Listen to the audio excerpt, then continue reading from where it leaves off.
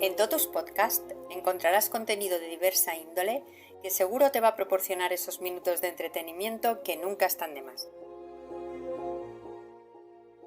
¡Hey! Gracias por acordaros de Totus Podcast. El programa de hoy versa sobre lo que ya anuncia su título, el Púgil de las Termas, una escultura cuyas particularidades nos van a permitir trasladarnos a distintas épocas de la historia.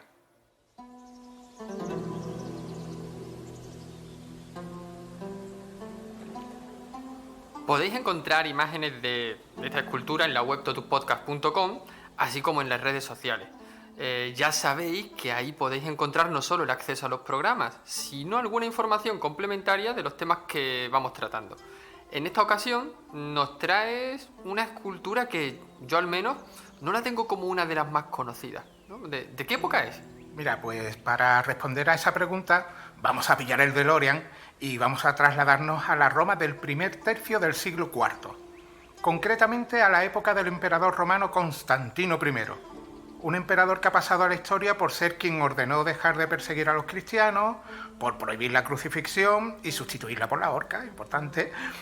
Fundó Constantinopla, por supuesto, y fue el primero en decir que los comercios no podían abrir los domingos. Anda, entonces este señor fue el que inventó los descansos dominicales. Y si no lo inventó, al menos legisló sobre ello.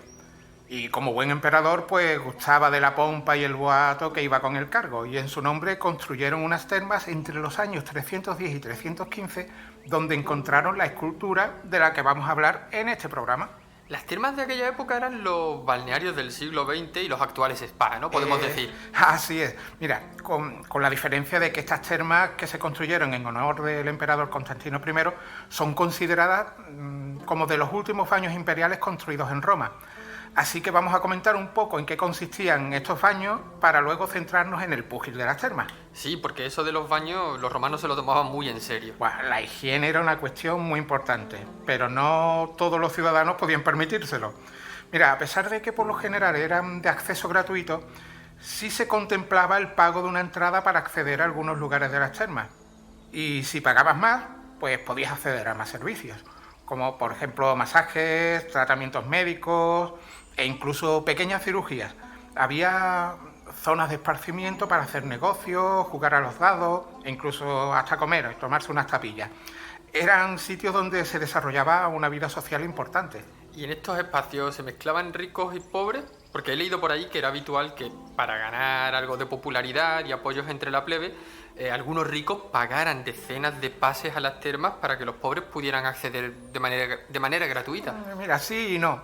Podían coincidir ricos y pobres, pero difícilmente las distintas clases sociales se mezclaban o interactuaban. Mira, eran lugares para quedar con los colegas, más que para hacer amigos. Y dudo mucho que el agua donde se bañaban los estratos más bajos de la sociedad romana se compartiera con los más privilegiados. Es sabido que estos baños eran fuente de contagio de enfermedades muy chungas en aquella época, como la tuberculosis y la lepra. Y has dicho que el acceso a las termas era, en principio, gratuito. Tengo entendido que, además, las termas eran públicas, es decir, que eran propiedad del Estado. Exacto, pero como casi todo lo que hoy hacemos o tenemos ya lo inventaron los romanos, estos también inventaron los conciertos y las concesiones a entidades privadas, fíjate. Es decir, que aunque las termas solían ser de propiedad pública, solían estar gestionadas por ciudadanos adinerados como si fueran empresas privadas. ¿Y cómo eran las termas de Constantino? Mira, estas termas tuvieron que adaptarse a las imposiciones de un terreno, ya que fueron construidas en una colina, la del Quirinal, para ser más preciso. Pero por ir adelantando eran unas termas normales, eran con su frigidarium, su caldarium y su tepidarium, eso según las preferencias de los clientes si querían bañarse en agua fría, en agua caliente o en agua tibia respectivamente. Hasta ahí lo normal, y lo que se diferenciaba de otras termas era su colosal ornamentación. Ajá, pero antes de seguir, ya por curiosidad, ¿siguen existiendo hoy día? Porque, a ver, me refiero a si se pueden visitar las ruinas de esas termas dentro del vasto patrimonio arqueológico que tiene Roma, ¿no? Así puedo ir a darme un baño allí. Pues mira, deja que te cuente. A ver, pocos años después de la construcción de estas termas, acuérdate, siglo IV después de Cristo, pues poco después se produjo un incendio que arrasó con parte de la estructura. Y cuando decidieron reconstruirla llegaron terremotos, invasiones de los visigodos, así que, bueno, Unos cuantos lustros después, a mediados del siglo V, las termas fueron rehabilitadas, aunque no eran muy funcionales. Los acueductos que abastecían de agua a la zona tampoco aguantaron bien las catástrofes mencionadas y los baños pues se secaron. Sin embargo, la estructura se pudo visitar durante unos 12 siglos más. A principios del siglo XVII, lo que quedaba de esas termas fue destruido para permitir la construcción del Palacio Pallavicini Rospigliosi. En la zona del casino de este palacio se pueden ver algunas ruinas de las termas de Constantino, así que la respuesta breve a tu pregunta podría ser que sí. Muy breve la respuesta, sí. Vale, ya me ha quedado claro el tema de las termas. Vamos ahora a la parte de la escultura. ¿Cuándo llega el púgil de las termas? Ya dijimos antes que al emperador, como buen emperador, le gustaba la pompa y el boato que inspiraba su cargo. Las termas de Constantino tenían una decoración basada en estatuas colosales. Algunas de estas estatuas se pueden ver en la Piazza del Quirinale, como los Dioscuros, los chicos de Zeus, y la estatua del propio emperador Constantino en el Capitolio, en la misma ciudad de Roma. El púgil de las termas fue hallado en el año 1885, en un rinconcito de la ladera del Quirinal y en los alrededores de donde estuvo ubicado tan magno balneario. Los expertos concluyeron que la estatua fue enterrada deliberadamente para protegerla, aunque no se sabe si de los terremotos, de los visigodos o de los activistas de Just Stop Oil. Curiosamente, un mes antes del descubrimiento del púgil de las termas, y por la misma zona se encontró otra estatua, la conocida como Príncipe Helenístico. Pero volviendo al púgil de las termas, también conocido como boxeador en reposo. Aún no se han despejado las dudas sobre la época en la que se esculpió, su autoría, etc. Tal vez pueda ser una obra del periodo helenístico del siglo IV a.C., o que se trate de una copia fabricada en bronce en el primer siglo de nuestra era. Y esta última hipótesis es la más aplaudida. Para ubicarnos, estamos entonces con un descubrimiento de finales del siglo XIX.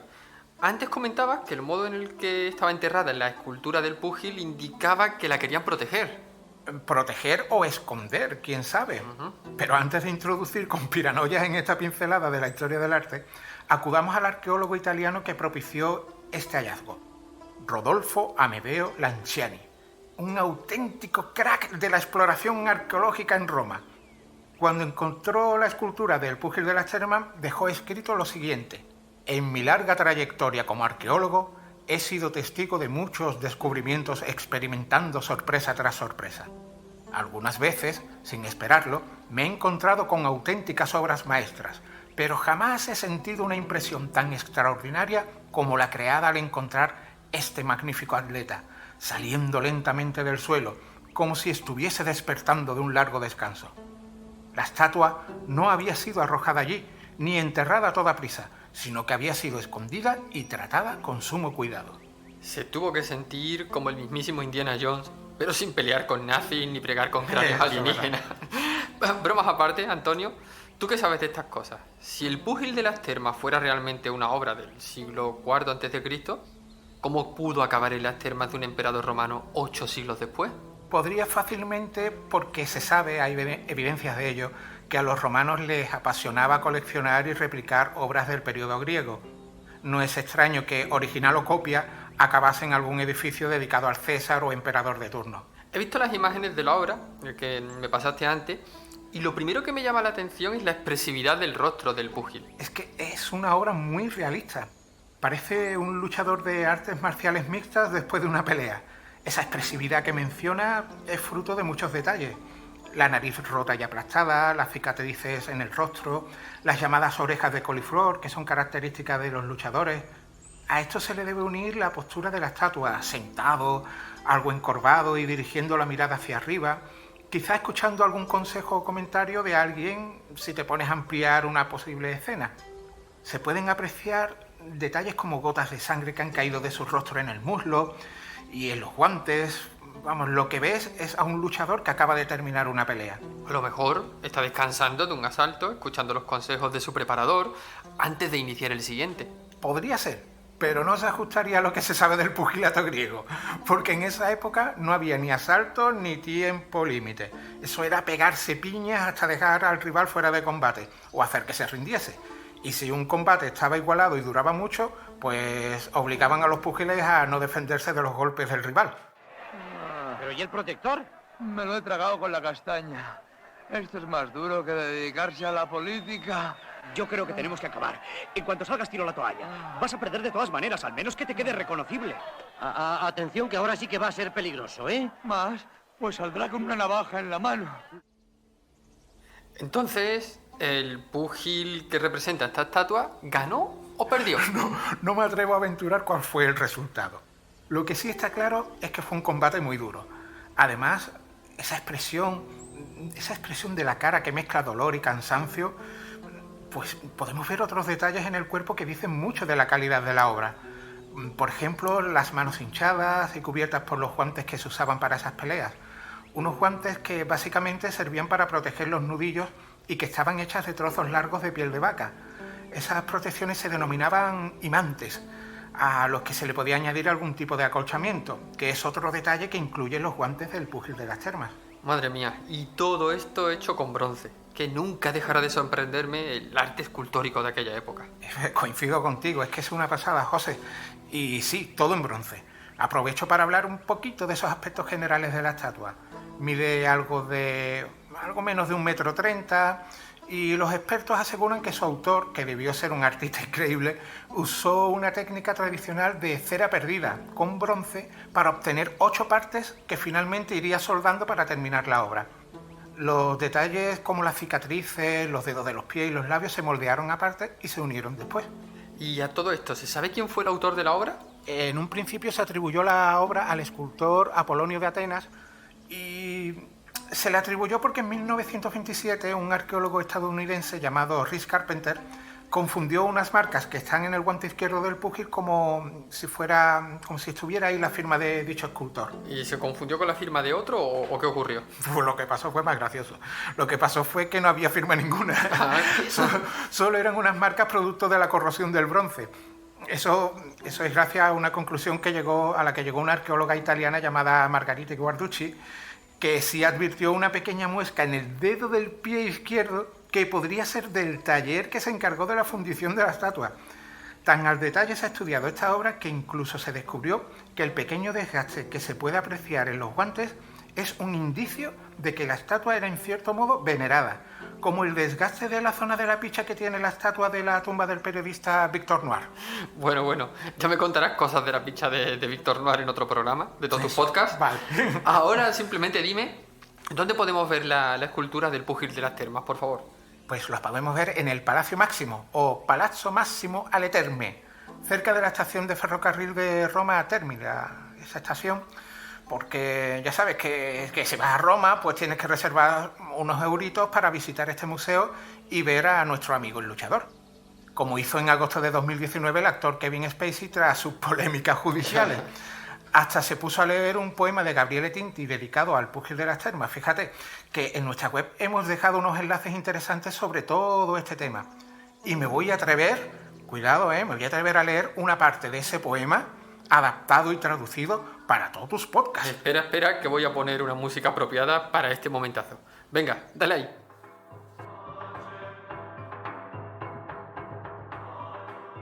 Todo está bien. Me siento bien. Golpeo bien, duro y preciso. Aquí estamos, cruzando el límite. Ya no siento nada, pero ahora veo su cara, con una mueca de dolor. Entiendo que está sufriendo. Parece prisionero de su propio cuerpo y pierde el equilibrio. Parece ceder. No, sigue ahí. Tiene esa mirada fija que me aprieta, que lo hace avanzar. Escucho gritar mi nombre. Aquí estás. Aquí estamos. Ya no siento nada. Llegué al límite. Pero todo va bien.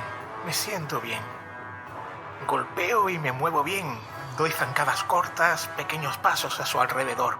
Tengo que hacerlo todo bien. No se rinde. Me golpea. Siento cómo reacciona cada fibra de mi cuerpo.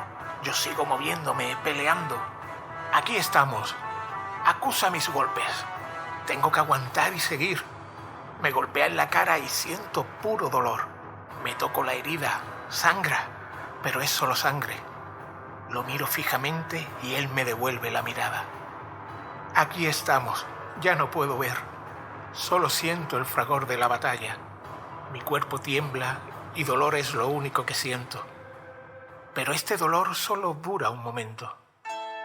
Todo acabó. Todo fue como debía ser. La herida de mi cara sigue sangrando. Veo a lo lejos todo el esplendor de donde estoy. Ya está todo en calma. Me miro y veo a un hombre. Solo un hombre.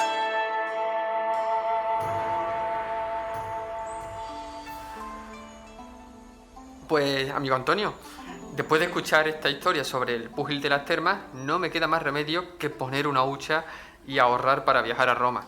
Muy bien. La verdad es que para quienes disfrutamos del patrimonio arqueológico, artístico e histórico, Roma es un destino obligado. Sí, y a poder ser con tiempo suficiente para apreciar algo más que vaya más allá de lo más conocido. Y si tú, que estás escuchando este programa de Totus Podcast, has visitado Roma, cuéntanos qué tal fue tu experiencia y dinos qué fue lo que más te impresionó.